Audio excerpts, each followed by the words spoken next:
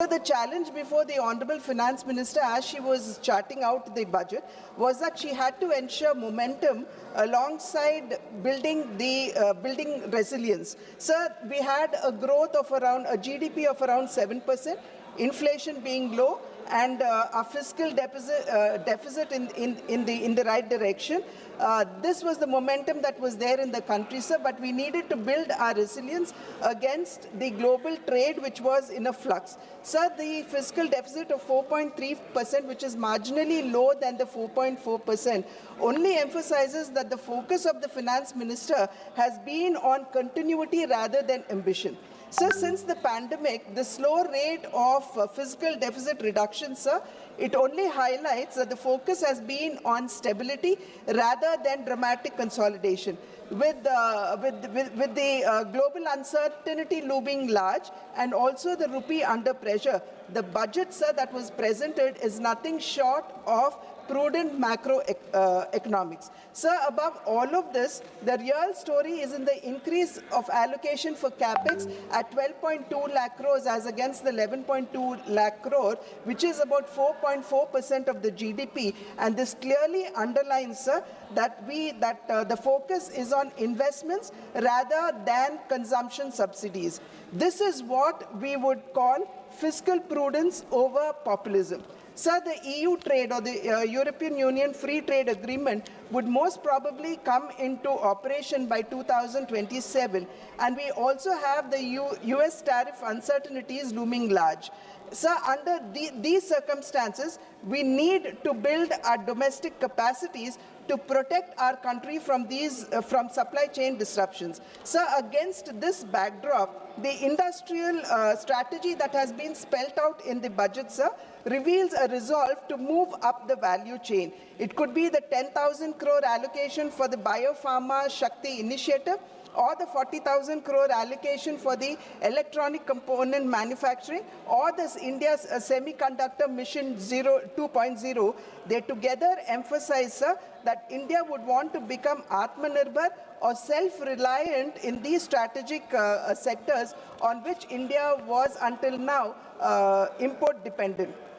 Sir, there is also renewed emphasis on service sector, and we know that the contribution of service sector to our GDP is around 55%, and it dominates our exports as well. So common safe harbor margins of 15.5% and the threshold enhancement from 300 to 2,000 crores only emphasizes that India's software, they still remain our reliable foreign exchange earners. So the proposed Education to Employment and Enterprise Standing Committee aiming at 10% of the global service market underscores this, and the expansion of Ayush and Khelo India mission only reveal the intent of extending or diversifying service exports beyond technology. Sir, there has also been emphasis on rare earth mineral corridors. Today, sir, we are faced with an external environment in which trade as well as multilateralism is in danger, and access to supply chains are being disrupted.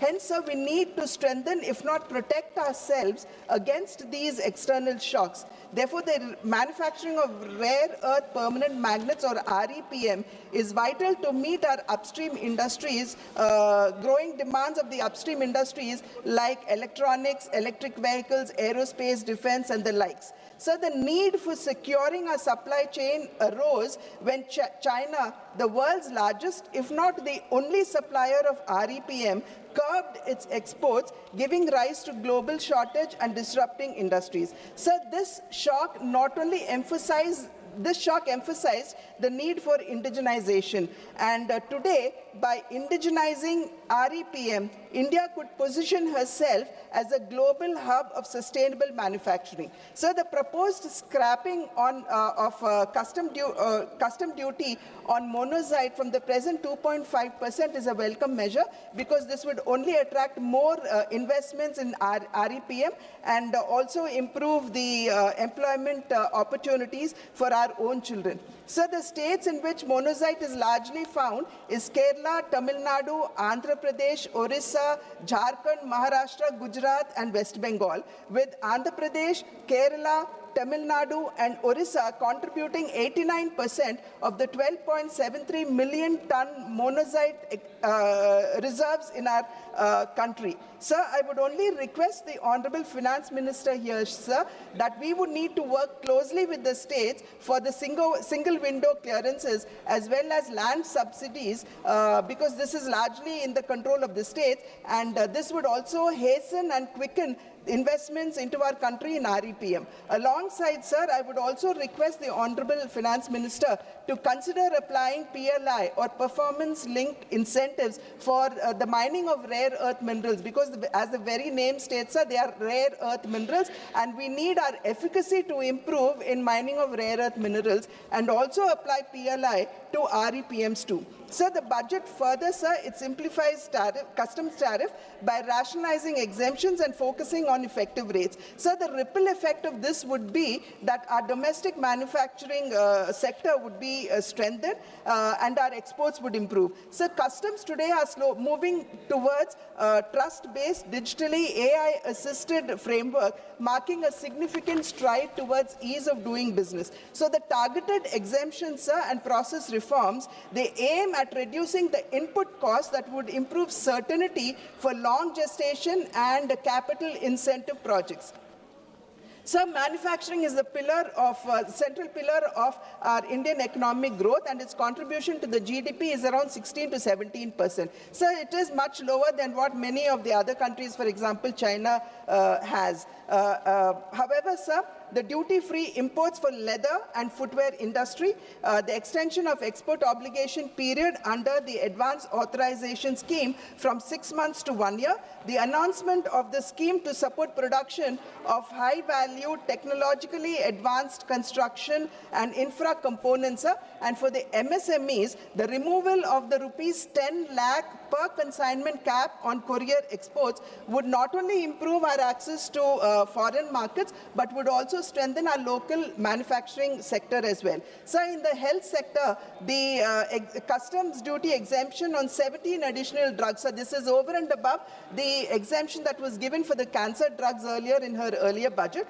and medicines as well as on key diagnostic components, it only indicates the commitment of the NDA government to the well-being of its citizens. So this reduction in customs duty would provide immediate relief to patients who are suffering with cancer and rare diseases, signaling a policy towards affordable health care. So this is alongside the Ayushman Bharat, the Jan Aushadhi Kendras, which are already in place in our country. So the PLI allocation for the auto sector has been increased, sir, which is a very welcome measure. But I would also appeal to the Honorable FM to reconsider the 45% reduction in the PLI for the lithium-ion cells, sir, because this is rather important. So the exclusive economic zones, or the EEZ, they span about 2.3 million kilometers in the Indian Ocean, and making fish caught in the EEZ duty-free will not only reduce operational costs, sir, but would also recognize the fish catch as Indian catch, and if it lands on other shores, then it would be considered as exports. Many countries, sir, like US and China, they actually follow this route, and this would actually unlock the economic potential of our country's marine resources. So this would also, beyond boosting deep-sea fishing, facilitate harvesting high-value fish like tuna, marlin, sailfish, and the likes. Presently, sir, Indian fishing vessels, they are not well equipped for long-distance operations, and this would actually call for investments in vessels with onboard freezing facilities as well, opening up a sea of opportunity for our fisher folk. Sir, the limit for duty-free imports on specified inputs used for processing seafoods has been increased from 1% to 3%, sir, over the previous year's export turnover, and this would actually ease the pressure on the marine sector by bringing down the cost of production at a time when one of our largest export earners is actually facing a crisis of the high US tariffs, which have now been, of course, reduced.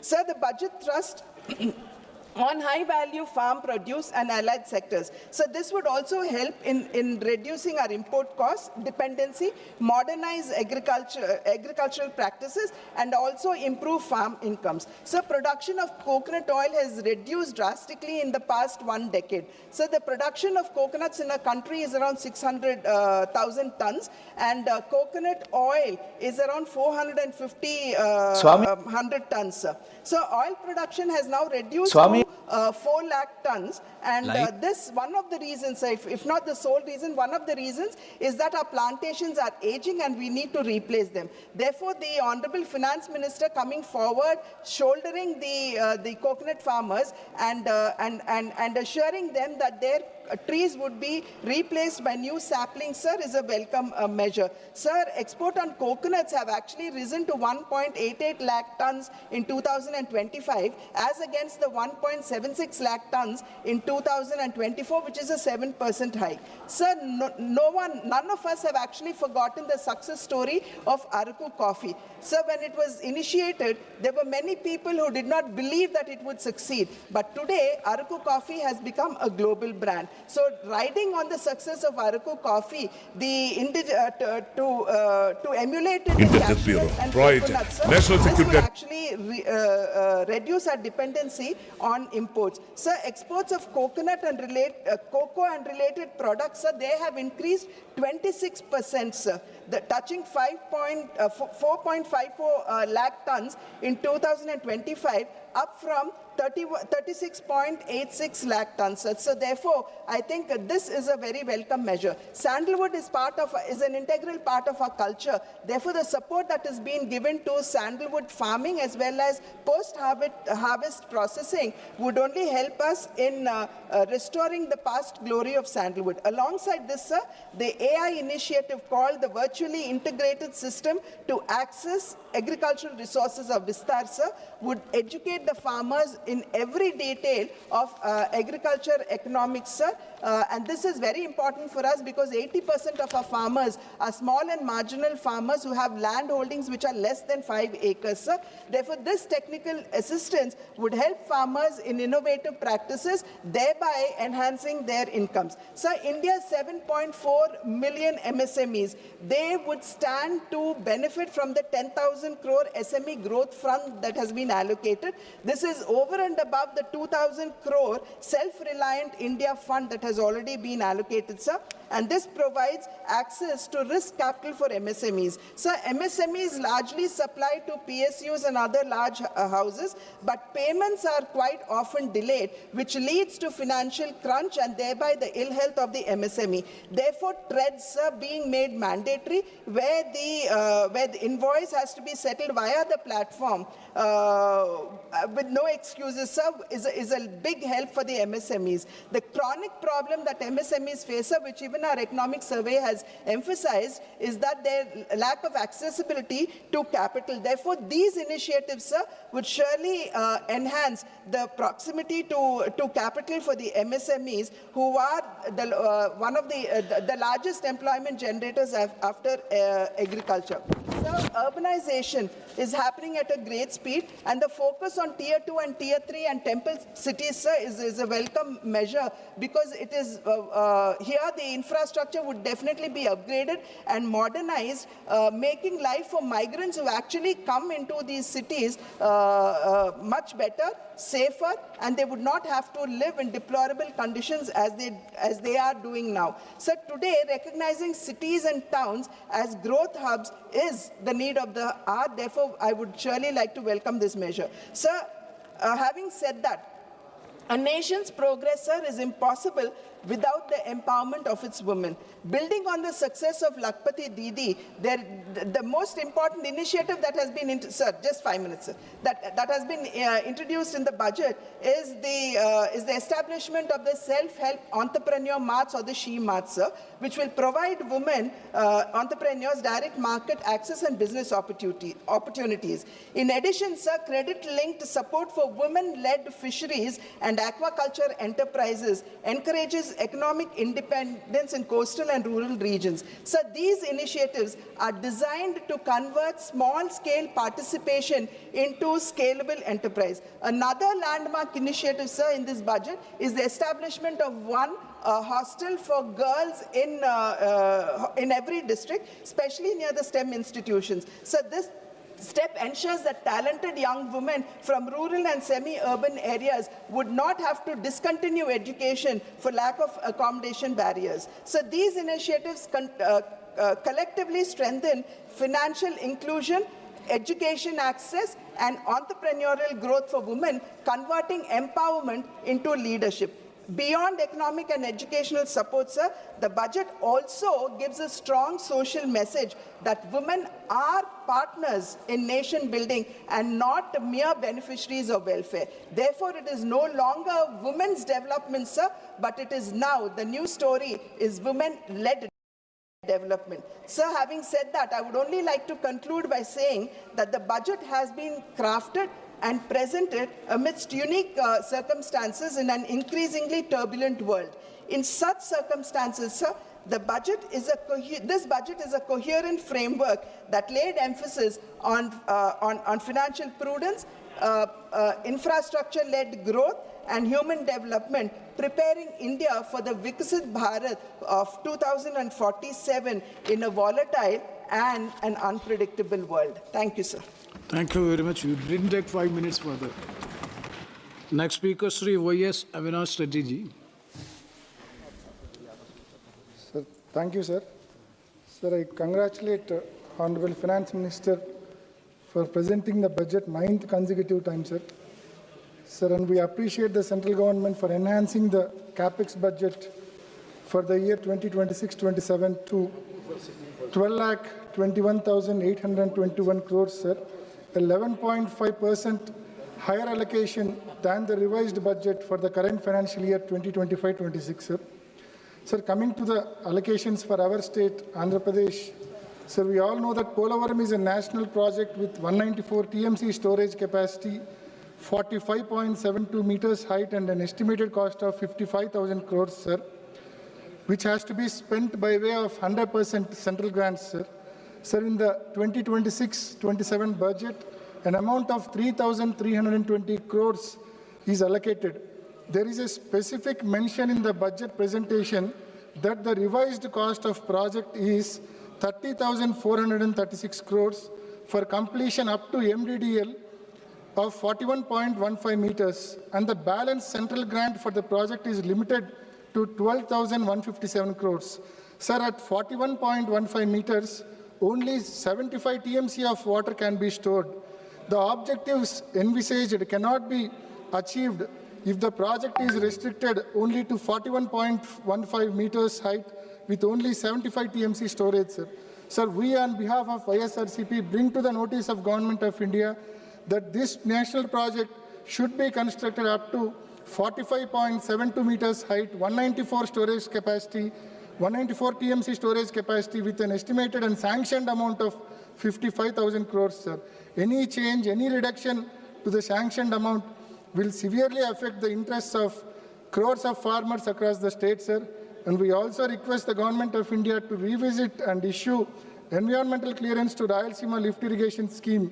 Earlier in March 2025, it was rejected. EC was rejected due to lack of persuasion by the present state government, sir. Sir, I seek to draw your attention regarding the borrowings of our state Andhra Pradesh, sir.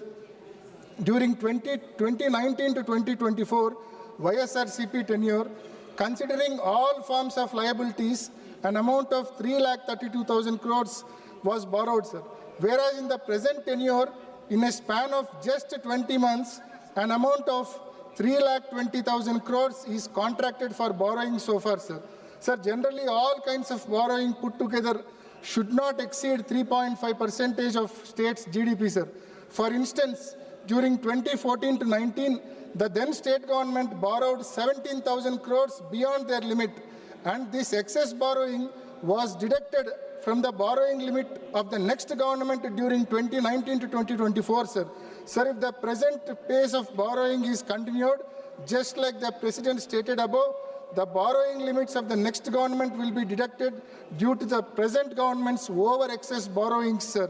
The next government will not be in a position to pay even salaries and pensions if this abnormal pace of borrowings is permitted.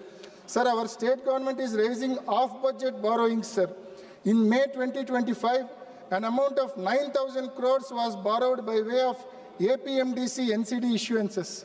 The worst part here is private lender was given direct access to draw his servicing amount from the Consolidated Fund of Andhra Pradesh, sir, which is highly unconstitutional and unprecedented, sir.